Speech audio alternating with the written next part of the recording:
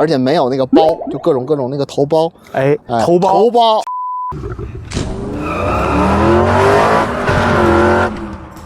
各位观众老爷，早上、中午、晚上好，欢迎回到一车圈速榜。今天给大家带来的呢是25款的小鹏 P7 820后驱 Ultra 版的圈速表现。去年这台车的标价呢是239800，26年转过年来呢，迎来了自己的小改款，对应的版本呢是223800的820后驱 Max。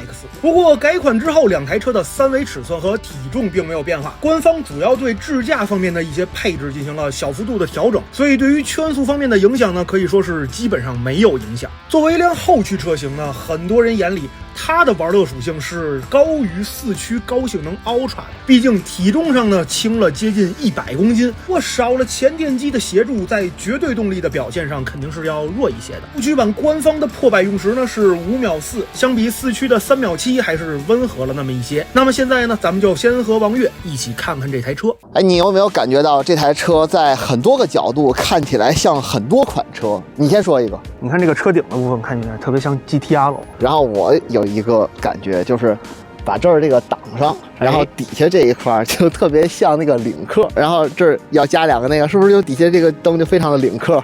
还是挺领克的。对，然后后面那个屁股的话，这个倒是挺原创的。有人说这个有点像400Z， 但是反正从我自己审美角度来讲啊，是非常非常喜欢的，而且没有那个包，就各种那个头包，头包就有，越喝越有。现在外观给我第一印象设计的风格就很未来，很未来，是很未来，而不是很未来啊！谐音梗要扣钱吗？对，效果也很理想。咱们看这轮胎，你有没有感觉到？你把手机这样一歪，奔驰，这个哪一块是能拆下来的？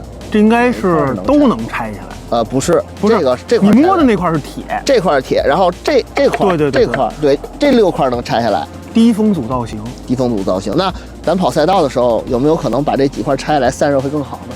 有可能导不进去风了。轮胎呢是前245后275，也非常符合这辆车的一个设定。前后轮目前的这个 ET 的这个配置啊，在电车里面算是给的比较饱满的了，它并没有狠狠的凹进去。对，所以我觉得这一块这个设计我还是非常喜欢的。你看没有头包，然后设计理想，设计很未来，然后这个效果很理想，然后再加上我们的这个轮毂，全是烂梗，这期没法播了。上车看，来上车看看。首先说咱们喜欢的点啊，一个是咱们这个物理的这个就没有出现那种一直在洒玻璃水的这种情况。然后呢，就是这个腰靠，它是这4个配置里面第2档，就便宜的那个第2档。在这个档位的配置下，它居然有主动腰靠，就是你一打方向的时候那个充气的这个主动腰靠。这叫主动腰靠吗？在奔驰上叫多仿型座椅。好，这会儿掐了不播。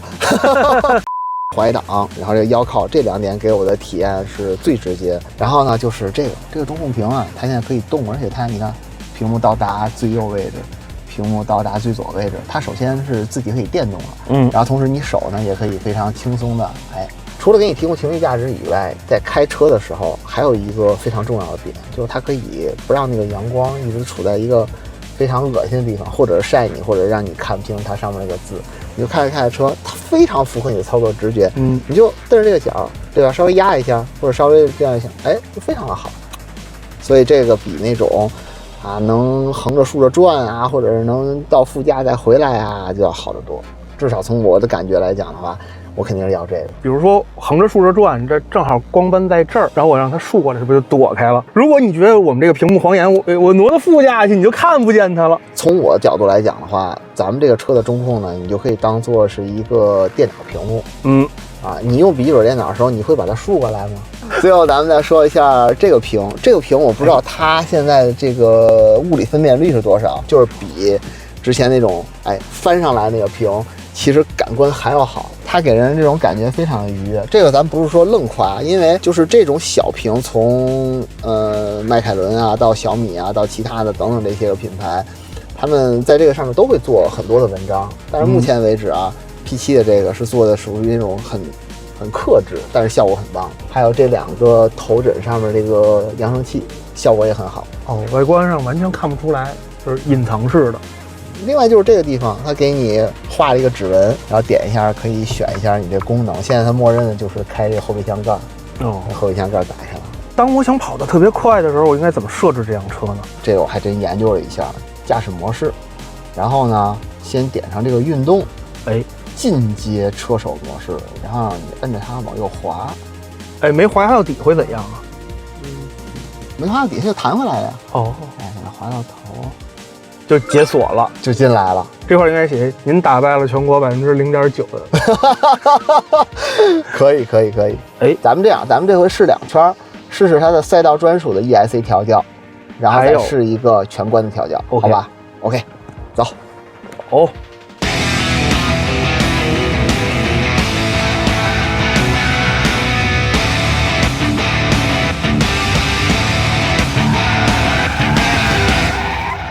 OK， 那么咱们就闲言少叙，马上开始今天的超凡一圈。可以看到的上半部分画面是开启了 ESC Racing 的模式，下半部分呢是 ESC 全关的表现。这是一场王悦的脚法跟小鹏工程师标定的较量。T1 入弯尾速2种设置表现非常接近，不过去到 T2 出弯的时候，可以看出全关状态下王悦手上修方向的动作明显更加密集。过 T3 的时候稳定性确实看不出来什么区别，不过 T4 很吃路肩之后，进 T5 之前全关状态的车身安定性明显不如 ESP Racing 模式那么从容稳健。画面上面王悦手搓盘子出弯的时候，一不小心碰开了音响。赛道防护处个人认为 GTR R35 前机型和雅力士 GR 方向盘造型明显更加好用。T7 的出弯2种 EIP 模式上的差异就很明显了。趁着 T8 前的直线，王悦关闭了音响，我估计他肯定是觉得鼓点跟不上自己的节奏了。T8 的出弯对比也非常明显， ESP Racing 很好的抑制了车尾的滑动。关的状况下呢，则是充分放权，一点不浪费你燃油时代手脚并用的绝活。最后的3连发小班上面的 ESP Racing 模式呢，能够给到一个稳健的车身动态，下面的全关状态呢，车尾自然滑动，走线流畅，完全不较劲儿。最后的出弯2种模式在直线上的加速表现几乎实现了完全同步。最终在0上5度的气温下，小鹏 P7 在 ESP Racing 模式下冲线成绩1分14秒44， ESP 全关状态下冲线成绩1分14秒10，位于总榜单的这个位置。盲猜1分15，1分14秒1，哎呦，巨快！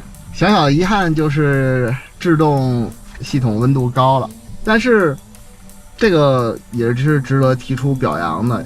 毕竟老的那个 P7 的时候，它不会给你蹦这个，直接就高温了。但是新的这个 P7 的话呢，它提示这个制动系统温度高，但实际上踩的时候还是没有任何区别的。就是我们觉得高了，你不安全，就是它会告诉你，但是实际上从脚感到刹车的 G 值都是没有变化的，所以我觉得这个是一个重大的进步。1411这个成绩我感觉是非常满意的，在我印象里的话，这应该是后驱的电车里面最快的一个成绩了吧？回去咱看一下啊，反正不是最快的，也是前3，对，名列前茅。而且你看它的现在这个胎压是上来了，但是胎温度显示可能有一定的这个滞后。咱们现在详细的解析一下这个 ESC Racing， 这个非常有意思。如果咱们就是这样开着这个 ESC Racing， 就是这个底下有一个小黄的点开启了，这个时候你可以理解为它把这个 ESC 呢就给你关掉了30%，留了70%。留这么多呢？对。它的目的现在就是说，在你入弯的时候，你不管怎么打，你的那个尾巴也不会说是一下子就起来，就是你刹车时候一打方向，尾巴突然朝前了，不会这样。然后出弯的时候，咱们正好拿这个弯演示一下，走，然后我突然把油门踩到底，它就是会稍微的给你把这个释放一下，把这个滑移角推出来以后，当它发现滑移角起来了，而且达到差不多那个最佳值的时候，它就缓缓给你收一点，然后甚至它会尽可能的给你维持住一个最佳的滑移角，就是你只要踩死，对，你就踩死，然后它就会帮你保持在一个，它是一个非常非常错误的这种操作情况下，它居然还能够让你保持着一个相对还不错的圈速。所以说我建议大家，如果你比如说你是一个刚玩这个赛道的，模拟器玩的也不多，你就把这个模式开开以后，然后可以以一种比较粗暴的方式获得一个比较安全和比较快的这样一个赛道级驾驶辅助。但是如果你要是想达到真正的这个车的圈速的极限的话，你就把它关上，把它关上以后，就把这个摁灭了以后，它大概能够把你的辅助关上个60%-70%，还留了一点啊，还留了很多。那留了30-40%的，而且这个时候呢，它也不会允许你的这个内侧轮有过多的打滑，可以说是一种初级的 ELSD 吧，就是那种模拟前滑刹车器都给你保留了。因为你看咱们之前测那个50的时候，咱们不是说了吗？人民之车，驾驶者之车，就是你毫无保留啊，你怎么踩它就怎么弄，哪怕它把那个差速器甩爆了。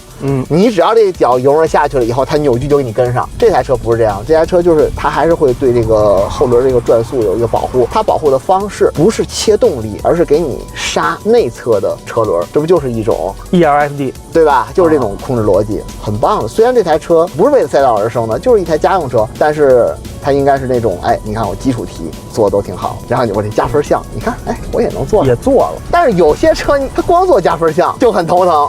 对吧？有道理，这东西就是看你怎么平衡了。能不能给我们展示一下这个 ESP 关了60-70%的状态下是一个什么样的表现呢？它呢，就是在你这个刹车然后打方向的时候呢，就还好，这个时候你看就还没有太大问题。然后你突然一给油，你就得随时的能够把这个方向给它把住了，也就是说这个车呢，它是不会让一个后轮一直在那儿拉烟啊，但是呢，整个尾巴还是可以甩起来，放了更多的手，但是还留了一个保底。对，就是它不会让你硬件上有损坏。OK。